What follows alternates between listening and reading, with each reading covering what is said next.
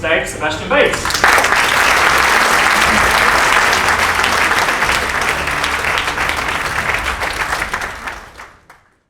It's 2014, and I'm 24 years old. I'm standing on the edge of a cliff. There's a 2,000-foot drop in front of me. There's a cold wind blowing on my face, and I'm shuffling my feet closer towards the edge of this cliff. I'm about to make the decision of whether or not I should jump. I'm a wingsuit base jumper with over 500 wingsuit base jumps and skydives around the world. And so I'm no beginner. Today is actually my 7th jump of the day. I'm part of this small, elite, extreme sports group who are trying to push forward human flight. And so I follow my drills. I slow down my breathing, compose myself, I look up at the horizon, and I push off. Immediately, I drop several hundred feet, and I'm in a flow state. I'm experiencing human flight. In a beautiful cliffside in Switzerland, I follow the cliff along until I see a waterfall as my reference point. I bank right in a wingsuit, slow down my descent by lifting my chest, reach behind me, grab the parachute, pull the parachute out, canopy opens above me. That familiar sound, maybe for some people who have jumped, reassurance, I was going to live to jump another day.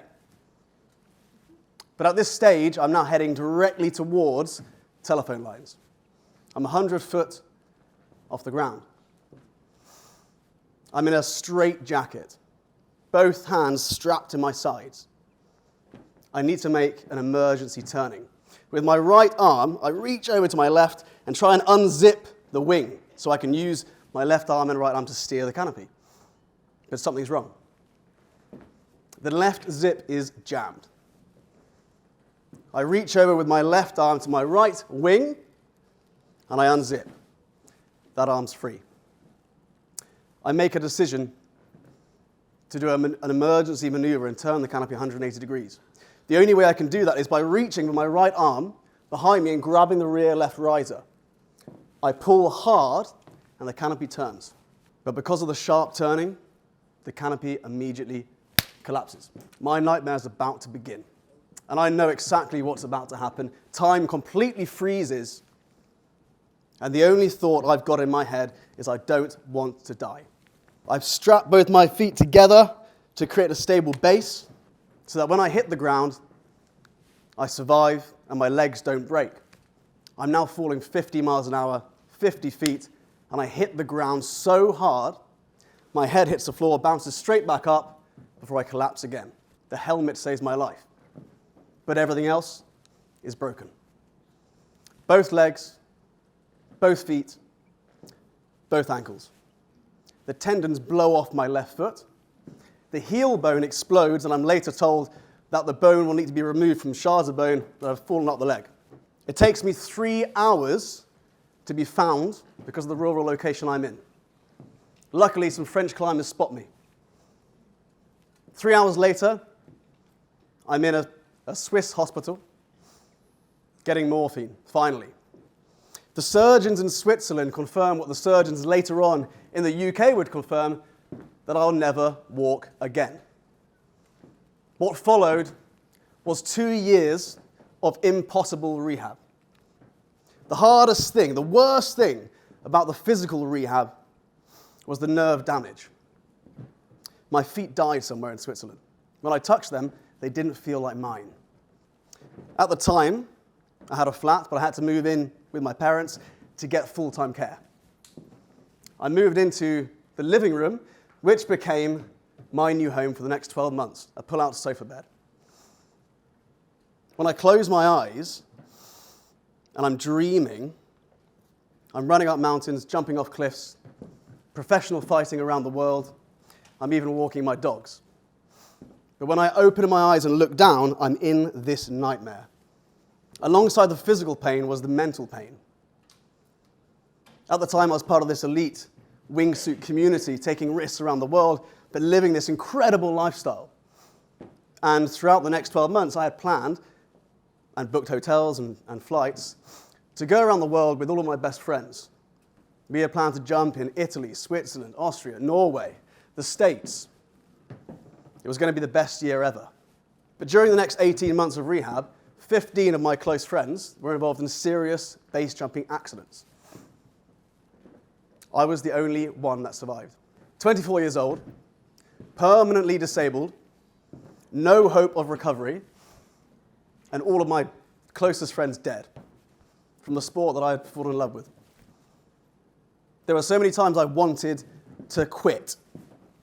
Where or how I'd quit, I don't know, but so many times I wanted to give up.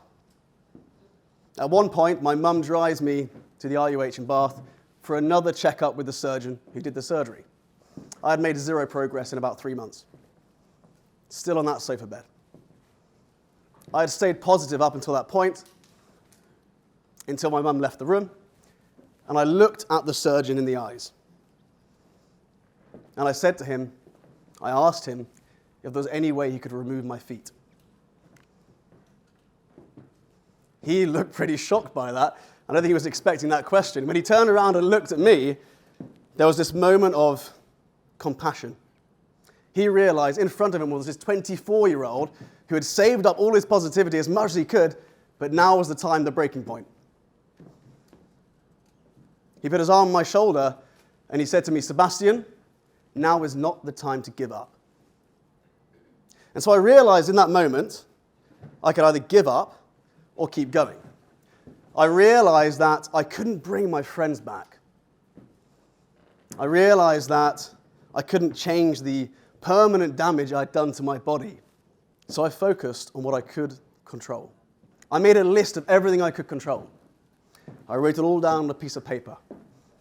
I turned that list into a daily habit routine. The list included exercises like this to try and slow down the muscle atrophy, the muscle wastage, meditation. It included sensitivity training with a spiky ball on the bottom of my feet, trying to bring the nerves back to life. It was pretty desperate.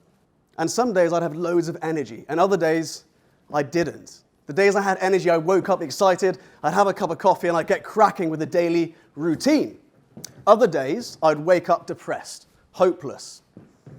What am I doing? Why am I rubbing this stupid spiky ball on the bottom of my feet, trying to bring them back to life? This is pointless. But one thing was consistent, and that was a daily habit routine. If it was on the piece of paper, it was getting done. That's when I realized the definition between motivation and discipline. Motivation comes and goes. Discipline is getting shit done. Discipline is forged through hard times. Character development is forged through hard times. And I became obsessed with character development. I realized just how important character development was in a person's life. It's our operating system. It literally dictates every single decision we make as we grow up. It dictates how we respond to challenges, obstacles, disasters. It dictates how resilient we are. And so one day, rubbing this spiky ball on the bottom of my feet, 6 months into this, I felt excruciating pain coming up my left leg. That excruciating pain was a glimmer of hope. If I could feel pain in my feet, that's the nerves working. If the nerves are working, then maybe I can teach my feet to be used again. By month 6, I was standing up on my feet. By month 12, I could walk from the sofa bed to the kitchen to make a cup of tea. By month 18, I could get myself to the gym independently, but I was dragging my left foot behind me. It wasn't back yet. By month 24, I felt like I had pretty much recovered. And I began jumping again.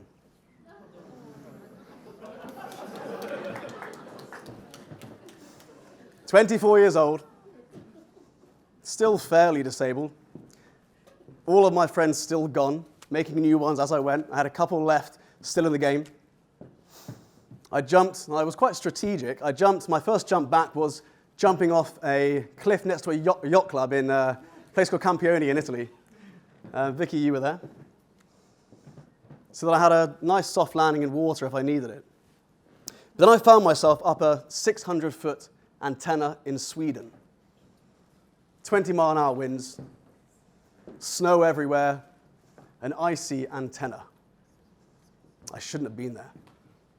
The wind was so bad that eventually we went back down. It took an hour to get back down. And then 3 years later, something crazy happened.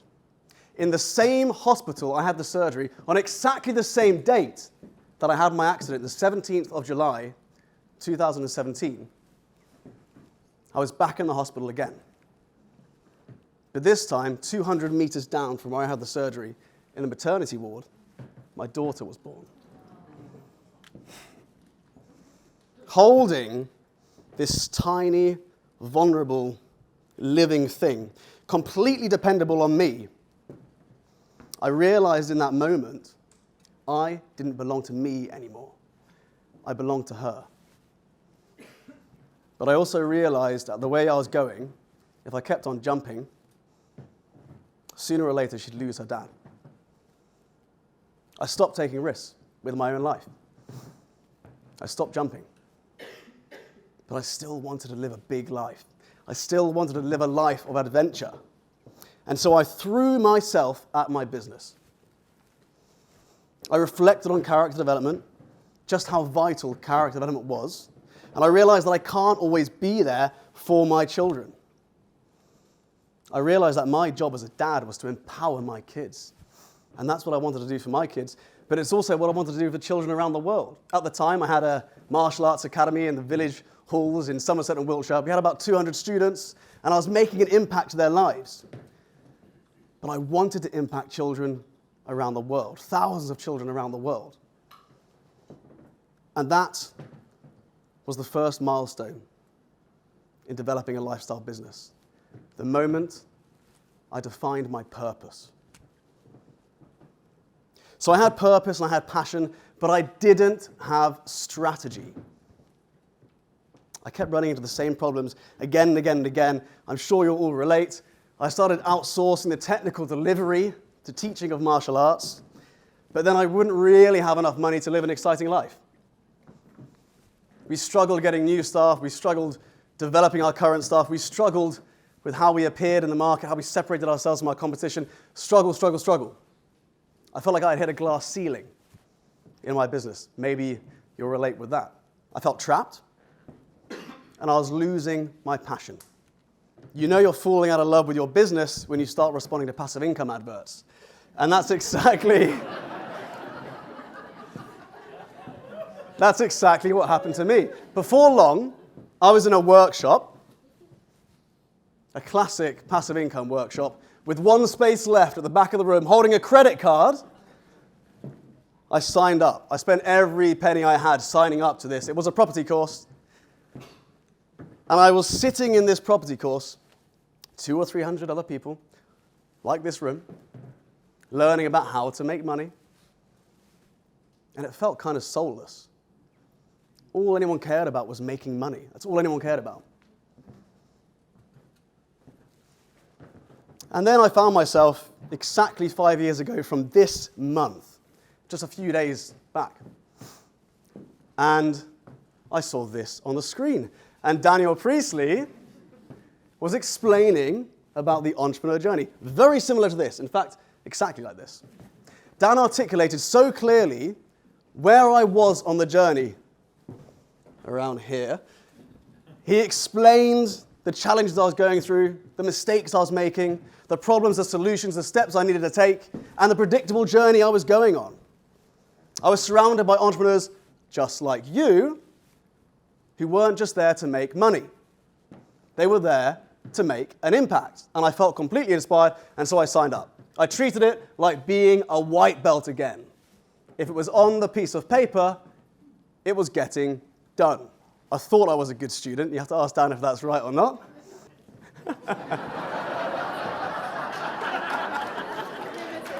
But I worked hard, I took risks, I implemented quickly. 5 years later, after what I hoped was giving more to the community than I took back, 5 years later, the Warrior Academy had grown from an organization working with 200 kids in the villages of Somerset and Wiltshire to an organization working with 4,000 children every week across 3 continents. Our revenue went up by 20 times. What we used to make in net profit every 12 months, we were now making every 12 days. Our team went from a group of 2, a pair, to 60. I went from charging £5 an hour for our products and services to thousands of pounds an hour to various royal families around the world. I followed the KPI journey to the T. And it got us featured in the national press in 5 countries, the radio in 3 countries, and it got us awarded multiple national and international prestigious awards. But here's the thing. I started a very physical, hands-on, on your feet, lifestyle business without the ability to walk. On crutches, for 2 years, I taught martial arts with no hope of recovery, and most of my friends had lost their lives at that time. That was the situation I was in when I developed my lifestyle business. And so if I can build a successful lifestyle business following the entrepreneur journey and following the advice of the KPI program, then anyone can. It felt like, developing a lifestyle business, felt like an off-road bumpy adventure. But when I actually look back and join up the dots, it was remarkably predictable. And today, I'm invited to share some of that journey with you. The first milestone in developing a lifestyle business was defining our purpose, my purpose. The next milestone was defining our method, then defining our values, and finally, defining our dent. Defining our method is defining our ability to create a transformation with our customers.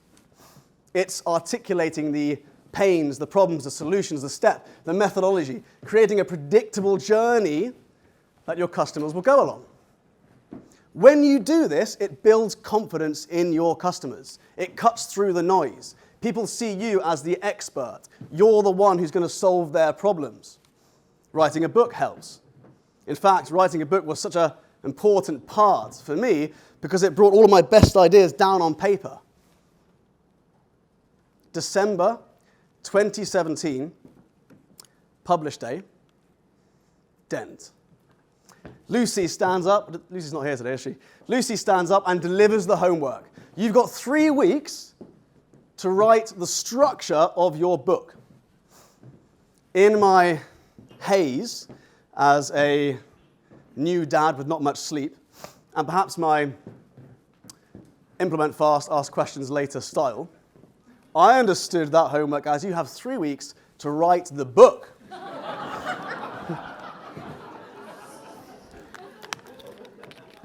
And so I looked up my accountability group, the Smashers, who looked totally unfazed by this. Environment dictates performance. And so I didn't want to moan and look like I was moaning about the homework. So I did the maths. I had to write for 5 hours every day for the next 3 weeks, including Christmas Day. But if it was on the piece of paper, it was getting done.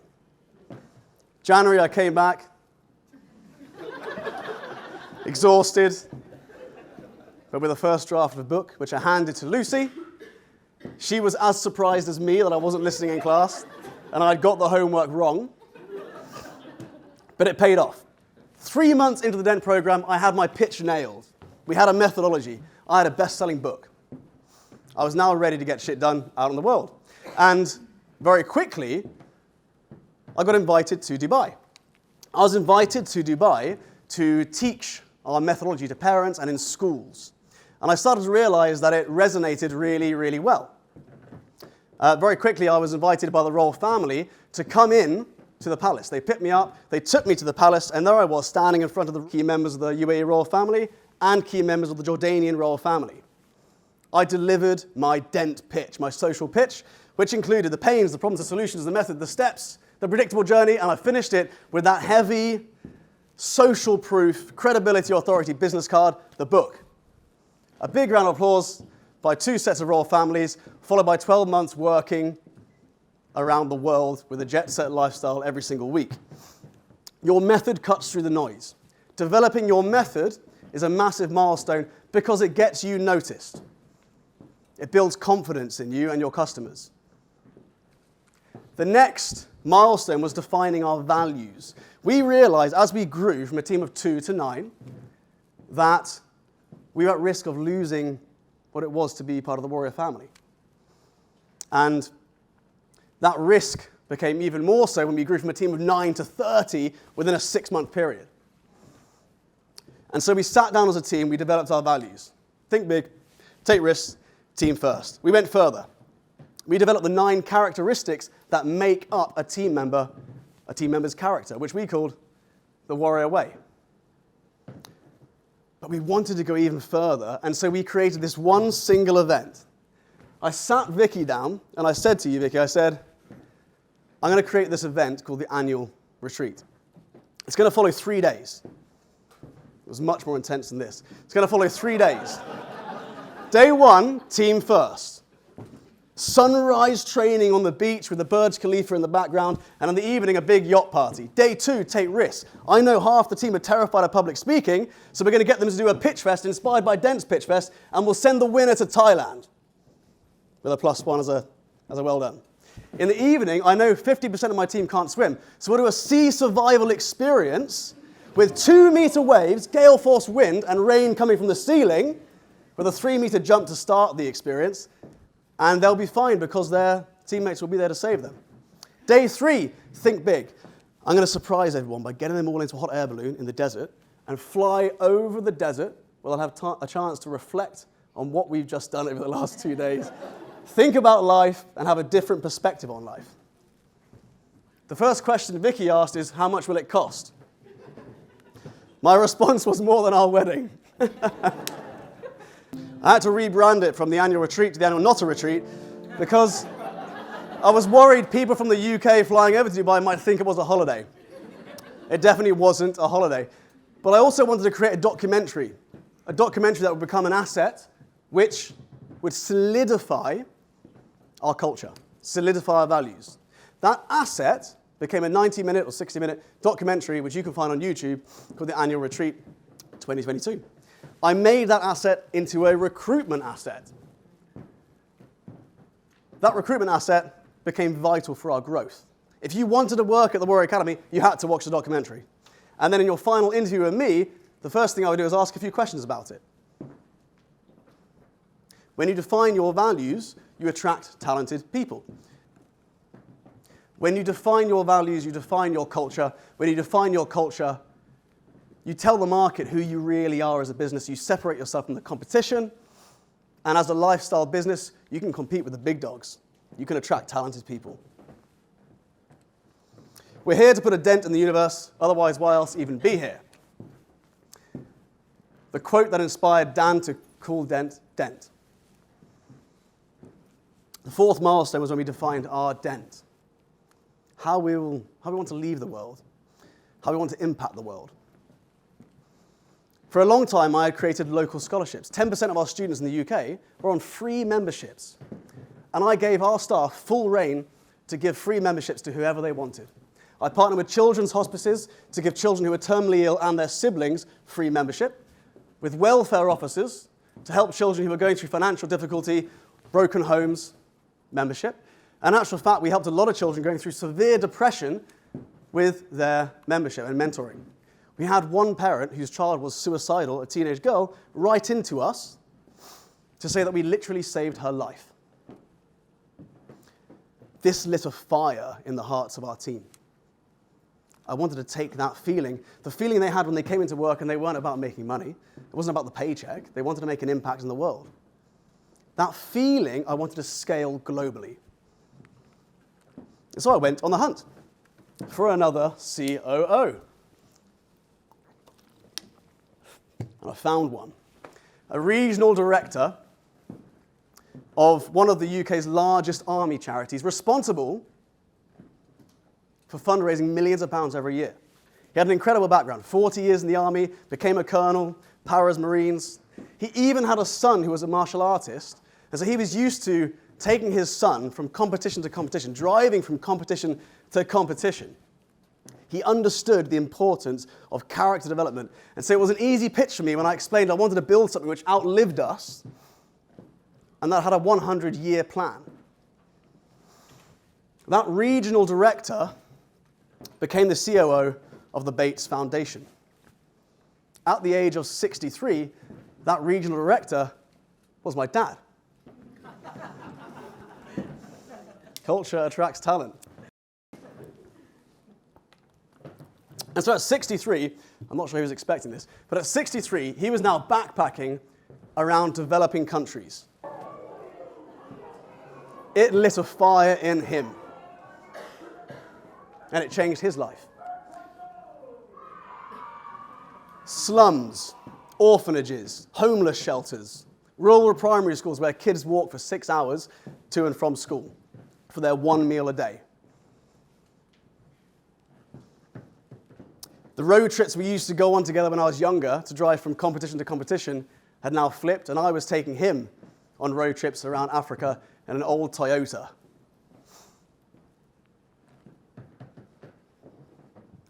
Nairobi, October 2022.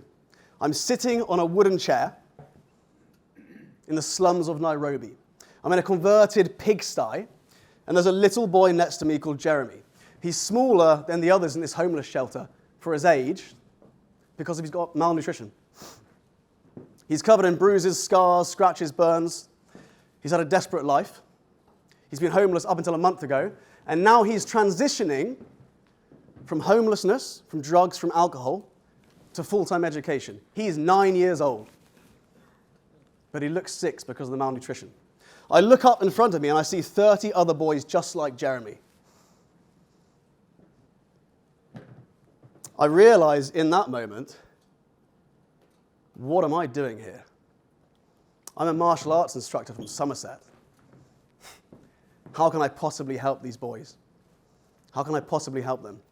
They face so many massive problems, problems that I don't know how to solve.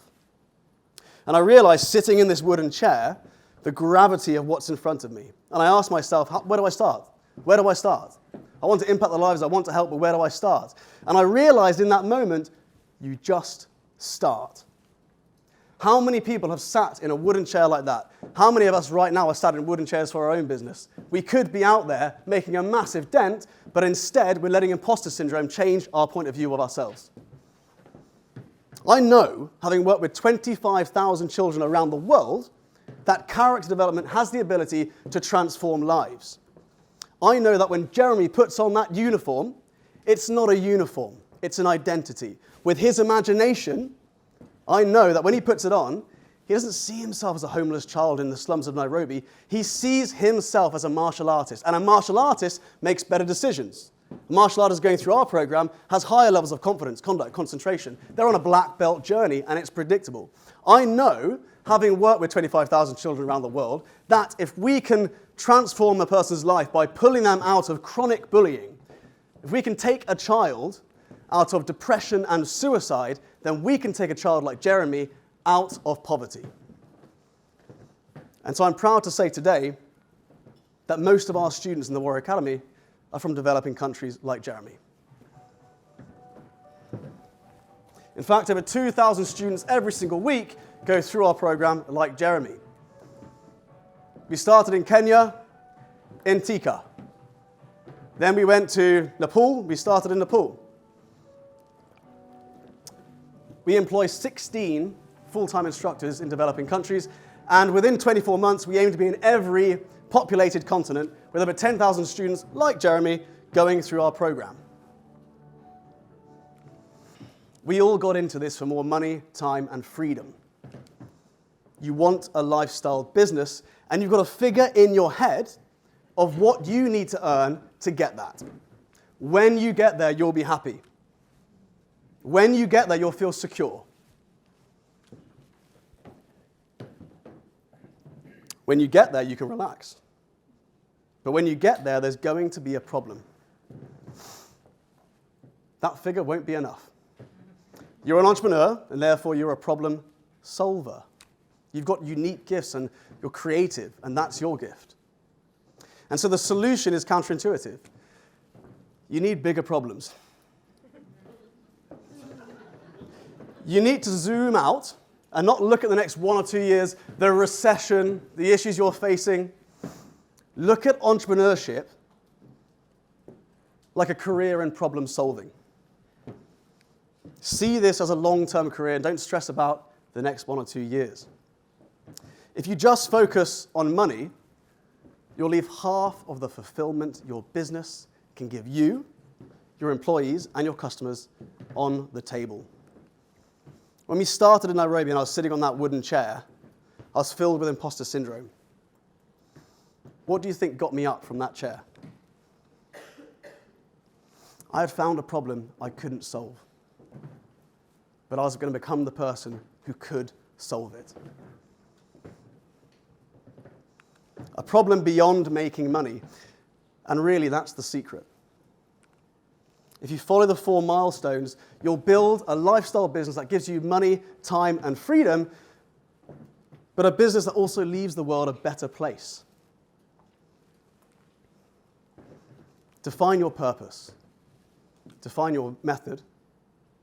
Define your values. Make a dent. Thank you.